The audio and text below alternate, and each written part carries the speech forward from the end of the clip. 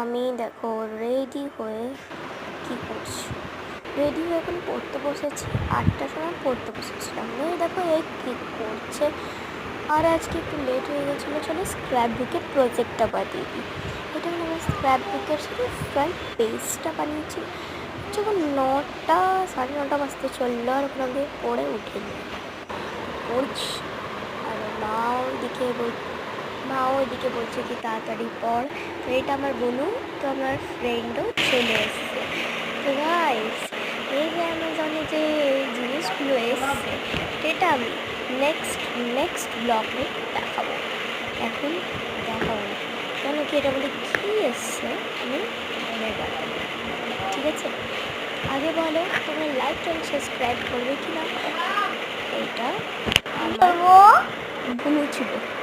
ওকে চলো চলো। Hey guys, আমার নাম সুমি, জানো তুমি। আমি ব্লগ বানাই। তো অনু বললো কি দিদি আমি ব্লগ বানাবো। তো আমি বললাম আমার ব্লগে তুই তো বানাবি না, আমি তোর জন্যে অন্য ব্লগ এনে দিচ্ছি, অন্য চ্যানেল এনে দিচ্ছি আমি। তো আমার বোনের চ্যানেল আছে, এটা আমার বোন হলো। আমার বোনের চ্যানেলের নাম আছে দ্য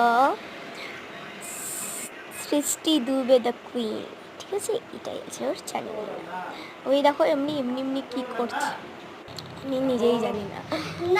হাসি মজাক করবার পর আমি ওকে বলছি তোর চ্যানেল হবে, খারাপ হয়ে যাবে, তুই করিস না এগুলো কিছু। এদিকে সন্ধ্যা হয়ে গেছে, এদিকে আমাদের এখানে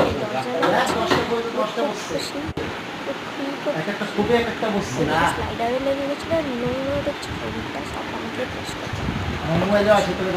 বাবা বসে আছে, চলো পরিষ্কার করে নিচ্ছি তুরন্ত আমি পরিষ্কার করে নিচ্ছি। চলো আমি মিররে দেখে দিচ্ছি।